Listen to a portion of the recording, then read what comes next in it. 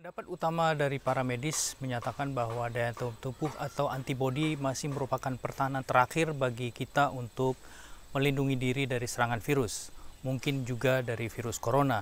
Saya Rino Saranur dari Indonesia Real. Tadi malam kami mengadakan seminar online di mana sebagai pembicara utama adalah Dr. Adi Sanjaya, seorang praktisi kesehatan masyarakat yang sudah menjalankan profesinya selama lebih dari 19 tahun, dan di situ beliau akan memaparkan mengenai sifat virus, kemudian bagaimana pertahanan diri atau antibodi atau imun sistem bisa mempertahankan diri kita dari serangan virus. Kemudian juga beliau memaparkan sedikit mengenai sifat virus, dan pada akhir paparan beliau menyatakan bagaimana bawang putih sebenarnya bisa meningkatkan daya tahan tubuh. Semoga apa yang disampaikan dalam video berikut akan menambah wawasan Anda dan juga akan menambah pengetahuan dan semoga bermanfaat. Adalah bagaimana meningkatkan daya tahan tubuh terutama di dalam menghadapi COVID-19, virus corona yang merajalela saat ini di seluruh dunia ya. Jadi ini benar-benar gejala global ya, kehendak yang maha kuasa istilahnya. Untuk tidak berlama-lama, silakan Dr. Adi mungkin langsung saja dengan tema kita yang utama yang langsung kepada topik. Silakan Dr. Adi. Oke, terima kasih. Selamat malam semua. Terima kasih Pak Rino. Malam Dr. Adi, senang bisa kenalan. Selanjutnya bisa kenal dengan Anda Pak. Ya, saya ada presentasi tentang mungkin agak rumit sedikit memang, tetapi itu akan menjelaskan mengenai bagaimana respon kekebalan tubuh kita terhadap infeksi virus. Saya akan coba nanti pelan-pelan, nanti habis ini akan ada sesi tanya-jawab, kita bisa ngobrol lebih enak lagi. Lihatnya, ya. Ya. Ya. Oke. Oke, saya bisa lihat. Sip. Ya, ini judulnya saya ambil judul sini tangkis corona dengan kekebalan tubuh. Nah, ini saya kenalkan dengan yang namanya corona ya, foto aslinya dengan mikroskop elektron, kemudian diwarnain ya seperti inilah dia. Nah, itu disebut corona kenapa? Karena itu ada tonjol-tonjolan itu di pinggir-pinggir. Nah, Anda lihat ini bulut-bulutan ini adalah protein-protein yang merupakan antigen dari si virus ini. Nah, lalu bentuk yang ini yang putih ini apa? Ini ada selubungnya. Nah, selubungnya ini terbuat dari lemak. Gitu. Makanya kemarin kan dengan desinfektan itu bisa melarutkan virus, yaitu dengan melarutkan lemak itu dengan desinfektan. Oke, nah ini kita tahu bahwa tanda-tandanya dari infeksi corona itu pertama itu demam. Nah, kalau Anda lihat di samping di sini adalah tabel. Tabel ini berisi deskripsi atau penjelasan dari 99 pasien yang masuk ke salah satu rumah sakit di Wuhan. Jadi dokternya kemudian membuat semacam resume dari 99 pasien ini, keluhannya apa aja sih? Yang paling sering adalah dari 99 orang itu, 82 itu mengeluh demam. Lalu kemudian ada batuk. Demam, batuk ya. Lalu shortness of breath itu adalah sesak nafas. Lalu kemudian di bawahnya yang lebih kecil-kecil lagi ada sakit pegal-pegal, agak bingung, kepala pusing, tenggorokan sakit, meler, nyeri dada, bahkan ada yang juga diare, kemudian, nah ini mual dan muntah. Ada nih satu orang. Dan rata-rata 89 orang itu yang masuk dari 99 itu 89 mengatakan mereka mengalami lebih dari satu gejala. Di mana ada 15 yang mengatakan bahwa mereka punya 3 gejala sekaligus, demam, batuk, dan sesak nafas. Nah, untuk kasus-kasus yang berat, severe cases itu bahkan bisa terjadi pneumonia. Pneumonia adalah radang pada paru-paru. Kemudian SARS ini ya, severe acute respiratory syndrome, itu sebetulnya adalah suatu gejala-gejala di mana terjadi sindroma gagal nafas yang mendadak. Bisa juga terjadi gangguan ginjal dan kemudian kematian. Nah, ini adalah bagaimana si virus itu masuk ke dalam sel. Ini virusnya, dia masuk menembus dinding sel, kemudian dia memerintahkan inti sel untuk membuat seperti dia lagi. Jadi istilahnya dia membajak sel-sel kita itu, dia bajak supaya bikin seperti dia lagi. Nah, ini semuanya kemudian bergerak kan seperti pabrik ya. Begitu dia diperintahkan demikian, semuanya cocok, dokumen-dokumennya cocok itu langsung dia bikin gitu. Langsung dia bikin kemudian dikeluarkan lagi jadi yang baru lagi ya. Jadi seperti ini. Ini adalah cara kerja virus itu. Ini cuma satu, tapi dia dalam satu sel itu dia bisa bikin sampai ribuan kadang-kadang. Karena ukurannya dia sangat kecil dibandingkan sel. Ya. Nah, bagaimana sih sistem kekebalan tubuh kita? Sistem kekebalan tubuh kita tuh kita bisa mengidentifikasi ada virus. Ada virus tapi nggak tahu nih virusnya apa. Pokoknya ada satu sel, dia sel besar, dia datang, dia tangkapin virus itu, kemudian dia coba hancurkan. Nah, kalau sistem ini benar jalan, maka dia kemudian bisa mengkasih kode, bisa membuat kode si sel ini, yang dihancurkan ini, untuk virusnya dihancurkan ini, dia kasih kode untuk sel lain supaya mencari virus-virus yang seperti itu. Dia kasih kodenya, misalkan kayak gini nih, istilahnya nih, misalkan ya, jadi misalnya ada perampok ini misalnya orang Makassar gitu, senjatanya apa? Badik. Nah, dia kasih tahu ke sel-sel yang lain, itu ada perampok datang dia bawanya badik. Berarti dia orang dari Makassar, seperti itu.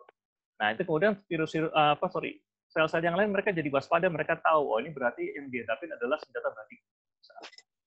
Atau mungkin senjatanya yang berbeda lagi, misalnya. Pokoknya yang khas dari si virus ini dia kasih tahu, sehingga terjadi, nah ini yang disebut yang ada Y-nya ini, phagocyte activated virus clear. Jadi dia masuk, kemudian dia menelan virus itu, lalu kemudian dihancurkan. Dan kemudian ada memori. Memori ini yang kemudian disimpan untuk serangan berikutnya. Kalau misalnya gagal sistem kekebalan, setelah ditelan oleh sel besar ini, virus ini kemudian tidak bisa dihancurkan, tetapi malah si sel tadi itu dia menghancurkan sel-sel lain, tapi tidak menghancurkan virusnya.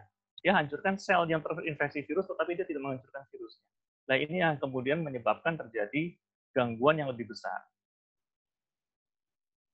Nah, kita kembali ke tadi, misalnya untuk mencegah paparan virus, sebetulnya sih sudah banyak dibahas mengenai mencegah paparan ini secara mekanis, ya, antara lain kita dengan menerapkan social distancing.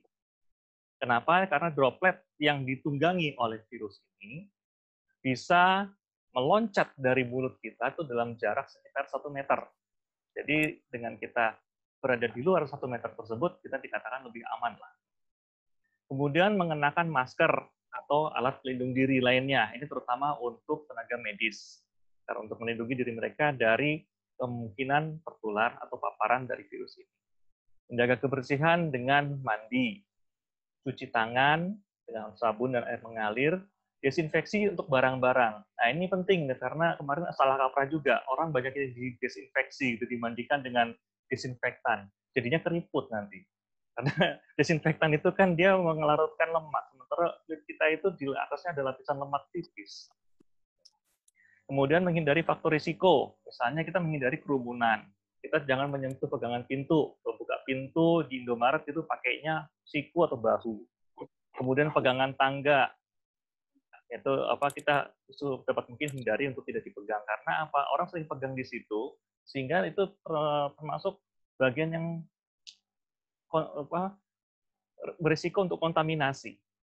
Jadi kita lebih baik tempat-tempat yang sering bisa dipegang orang, yang umum pegang orang, jangan kita pegang dulu. Nah, tadi untuk menghindari virus ada cara mencegah untuk kena paparan. Yang kedua adalah meningkatkan daya tahan tubuh. Tadi secara sekilas saya sudah tunjukkan bagaimana sih daya tahan tubuh kita bekerja. Gitu. Sebetulnya ada 2 jenis daya tahan tubuh kita, yaitu daya tahan tubuh yang tidak spesifik dan sistem imunologis atau daya tahan tubuh yang spesifik. Nanti saya akan bisa saya jelaskan lagi di belakang. Ya. Upaya meningkatkan kesehatan kekebalan tubuh, pertama jangan stres. Ada satu penelitian tuh menunjukkan bahwa dengan stres itu lebih banyak orang yang sakit pilek dibandingkan orang yang sehat. Jadi kalau dia stres, ya lebih gampang untuk kena pilek. Istirahat cukup 7-8 jam. Ini kebetulan karena kita banyak di rumah, jadi 7 jam saya masukin aja sini, walaupun sebetulnya ada 6 jam lah kalau untuk normalnya. Olahraganya sekitar 30 menit sehari. Asupan gizi seimbang. Nah, gizi seimbang ini dalam hal gizi seimbang ini apa? Sebetulnya keseimbangan antara adanya karbohidrat, lemak, protein, serat, vitamin, mineral. Nah, jadi ada makronutrien, yaitu makro itu yang 3 pertama tadi saya sebut, lemak, karbohidrat, protein, itu makronutrien. Dan ada mikronutrien. Nah, mikronutrien ini adalah vitamin dan mineral. Kemudian menjaga kebersihan dengan cuci tangan, suplementasi zat untuk meningkatkan kekebalan tubuh. Nah, suplementasi zat ini untuk meningkatkan kekebalan tubuh ini apa saja yang bisa dilaksanakan? Ada suplementasi vitamin.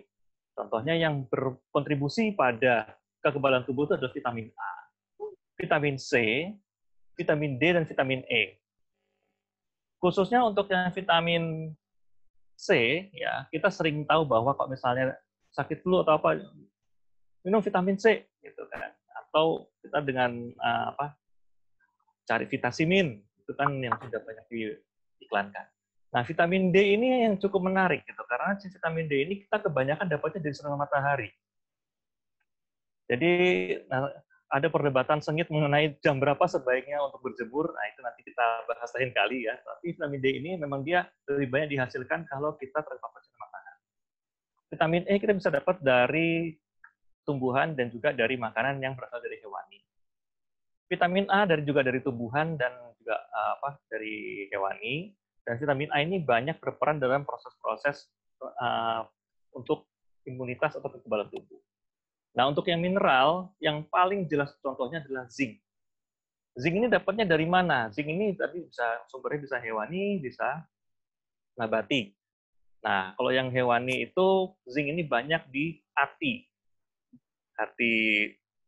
kambing, hati ayam, gitu, banyak zincnya. Dan kemudian adalah bahan-bahan lainnya. Bahan-bahan lainnya maksud saya di sini adalah bahan-bahan yang tidak termasuk dalam vitamin dan mineral, tetapi dia adalah suatu senyawa, suatu kompon, campuran kimia yang spesifik yang biasanya terdapat di tubuh-tubuhan atau bisa juga dari hewan yang dipercaya itu sebagai bisa untuk meningkatkan daya tahan tubuh. Misalkan saja kalau orang barat mereka percaya bahwa dengan minum kaldu panas itu sangat bisa meningkatkan daya tahan tubuh terhadap penyakit flu. Nah, seperti itu. Nah tadi saya ngomong tentang masalah imunitas ya. Ini kalau kita lihat di sini ini sebetulnya adalah sebuah grafik yang menunjukkan pertama adalah yang biru ini adalah antigen. Jadi corona antigennya itu mulai dari hari 0 di sini adalah hari pertama paparan, dia mulai naik. Jumlah antigen ini berbanding lurus dengan jumlah virus yang dihasilkan. Artinya virus yang sedikitnya tadi masuk, dia sudah bereplikasi di dalam sel. Nah, dia kemudian terus tinggi. Sampai suatu saat dia akan mulai ada gejala. Mulai gejala mungkin kira-kira hari kelima, mulai ada gejala. Nah, apakah begitu mulai ada gejala langsung ada kekebalan tubuh? Belum. Dia tunggu sekitar 2 hari, baru kemudian ada mulai IgM, imunoglobulin M. Nah, kalau misalnya Anda ikut rapid test, kemudian dites pada hari ke-6, apakah hasilnya positif? Tidak, hasilnya negatif. Kenapa hasilnya negatif? Karena pada hari itu, pada hari ke-6 itu, Anda belum ada antibodi yang muncul. Tetapi Anda sudah ada gejala dan sudah ada antigen, atau ini yang jumlah virus yang tinggi. Itulah mengapa disebut sebagai false negatif. Nah, terus ini akan meningkat, lalu kemudian dia akan menurun. Nah, ini dengan peningkatan ini, suatu saat jumlah virus di dalam tubuh, dia akan turun. Kenapa? Karena dihantam oleh antibodi. Antibodi ini yang menghantam virus, sehingga virusnya akhirnya dia akan menurun. Terus menurun sampai ke sini. Hari ke-28 di sini. Nah, antibodinya apakah cuma satu? Tidak, dia ada 2. Ada IgM dan ada IgG. IgM itu dia ada respon awal, dia respon cepat. Tapi dia spesifik untuk virus ini. Jadi istilahnya nih badan kita butuh 2 hari buat mempersiapkan antinya buat virus. Dia naik cepat, kemudian juga akan turun sesuai dengan turunnya si virus, antigen virus. Sementara dia turun, tubuh membentuk satu lagi antibodi, yaitu disebut imunoglobulin G. Imunoglobulin G ini dia meninggi cepat, kemudian dia akan bertahan di atas sampai itu virusnya sudah habis, dia masih bertahan terus. Terus dia ini turunnya tuh lama sekali. Kalau dia turunnya lama seperti ini, kalau misalnya kita rapid test-nya kita adakan di sini di hari misalnya hari ke-30 lah gitu kan. Ini kan hari ke-28 virusnya habis nih. Hari ke-30 di sini positif hasilnya. Tetapi kalau kita periksa PCR-nya, antigennya udah negatif. Kenapa? Karena sudah nggak ada virus. Makanya kalau rapid test itu, dia itu banyak yang katakanlah bisa false negatif, bisa false positif. Gitu. Jadi ini sekedar untuk memahami bagaimana sih kenapa yang dipakai sebetulnya adalah tes PCR. Tes PCR karena apa? Tes PCR langsung mengikuti ini, antigen ini. Antigen yang dicarinya sama tes PCR. Ya. Berikutnya ini salah satu tadi bahan makanan yang sangat bermanfaat untuk kekebalan tubuh adalah bawang putih. Nah, ini ada satu studi yang dilaksanakan tahun 2015 sudah dipublikasikan tentang immunomodulation. Jadi bagaimana bawang putih ini bisa mengontrol atau mengendalikan kekebalan tubuh dan anti-inflammatory. Anti-inflammatory adalah anti radang.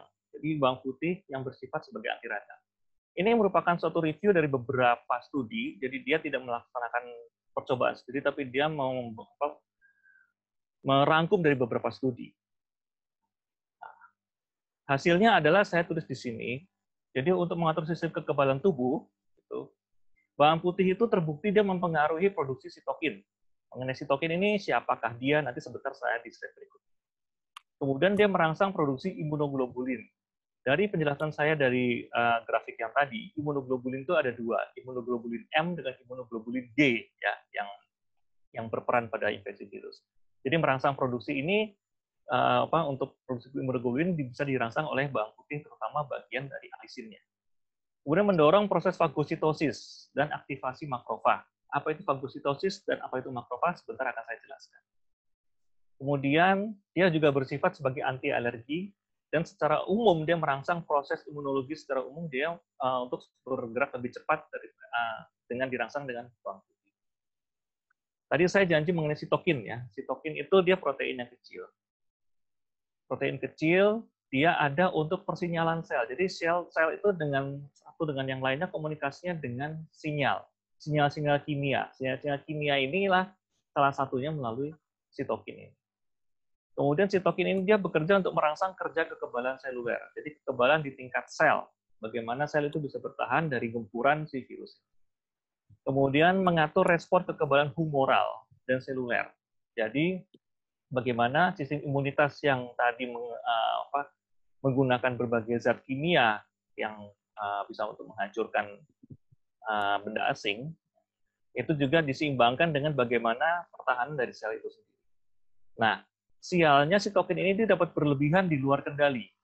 Nah, inilah yang kemudian disebut sebagai badai sitokin atau sitokin storm. Nah, ini yang bisa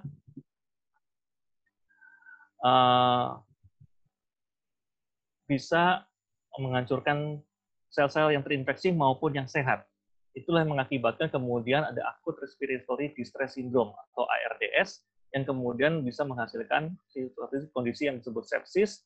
Ya, ini yang sangat gawat, sangat darurat, ini yang bisa menyebabkan kematian pada infeksi tersebut.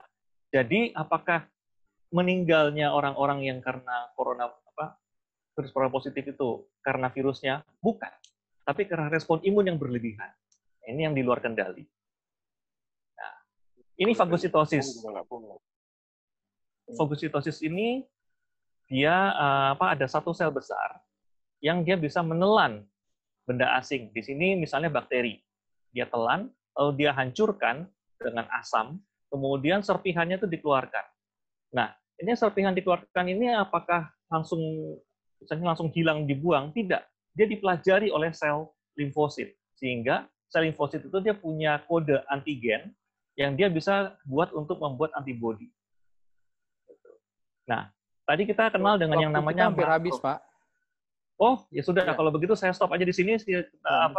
Silakan untuk bertanya. Kira-kira ini kita masih ada waktu 7 menit ya. Mungkin yang lain kalau ada pertanyaan silakan. Bentar.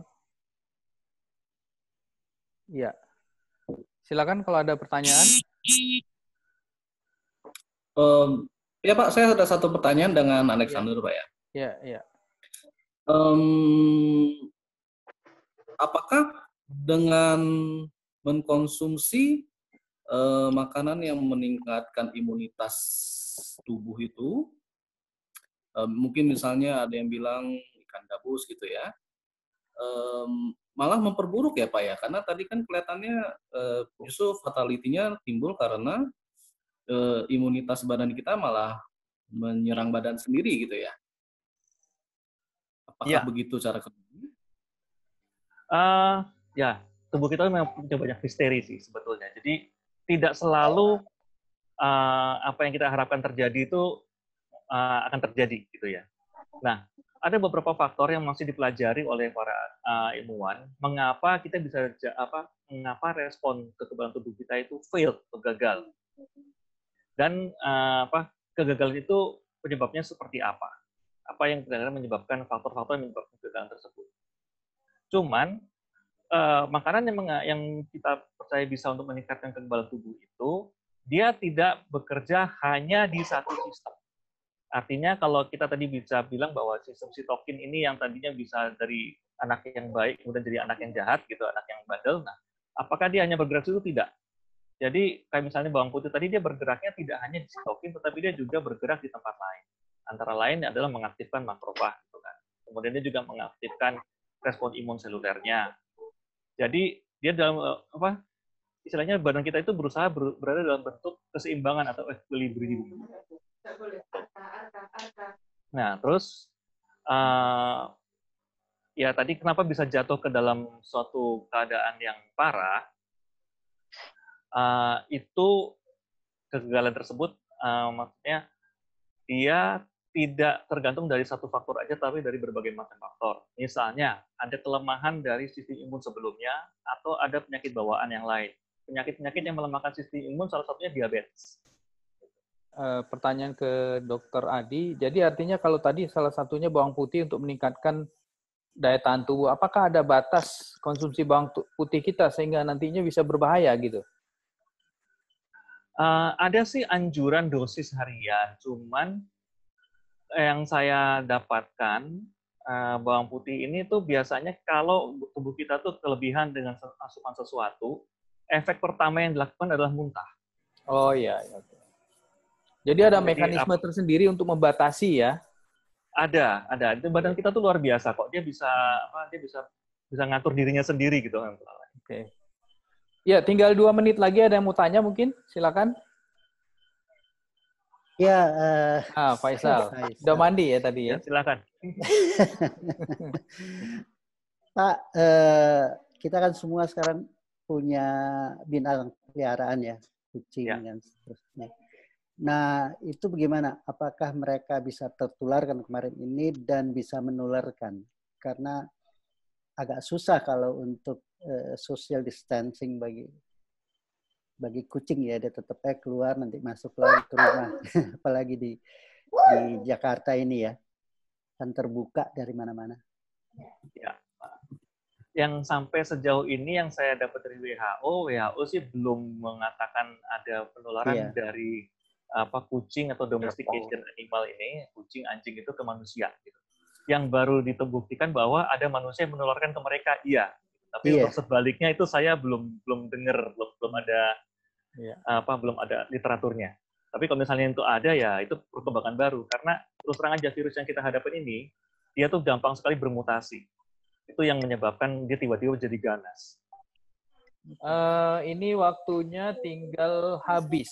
Jadi mungkin bagi teman-teman yang ada pertanyaan mungkin nanti bisa nanti bisa melalui saya untuk diteruskan pertanyaan ke Pak Adi, Dr. Adi, dan nanti kita akan mungkin ada seri berikutnya ya Dr. Adi ya. Jadi akan seperti ini dan mudah-mudahan teman-teman yang lain bisa hadir. Untuk malam ini terima kasih atas partisipasinya. Ini Pak Rino, mohon masukan aja dari mereka kalau misalnya ada pertanyaan atau apa sehingga saya bisa arahkan nanti presentasi saya itu lebih sesuai dengan kebutuhan. Iya. Oke, silakan nanti bisa langsung melalui saya aja ya, langsung. Ya. Saya bisa diberikan juga bahan presentasinya tadi, Pak. Atau bisa sudah saya kirim ke Pak Rino. Oh iya. Nanti bisa Faisal bisa nanti dapetin dari saya kalau begitu. Iya. Ya, ini karena waktunya sudah habis. Jadi kita akhiri saja pertemuan kita, seminar online kita hari ini, dan mudah-mudahan bisa ikut untuk seminar berikutnya ya. Kalau gitu. Selamat malam. Terima kasih banyak, Dr. Adi. Selamat malam. Terima kasih, Pak. Selamat malam. Ya. Terima kasih semua. Terima kasih. Terima kasih, Pak Dr. Adi, Adi. Dr. Adi. Ya, terima kasih. Itulah tadi paparan dari Dr. Adi Sanjaya. Mungkin Anda akan bertambah sedikit pengetahuan mengenai virus, juga mengenai pentingnya vitamin, kemudian peran dari bawang putih untuk meningkatkan daya tahan tubuh. Dan semoga apa yang disampaikan dalam seminar itu memberikan nilai tambah dan manfaat kepada Anda dan keluarga. Saya Rino Sadanur dari Indonesia Real.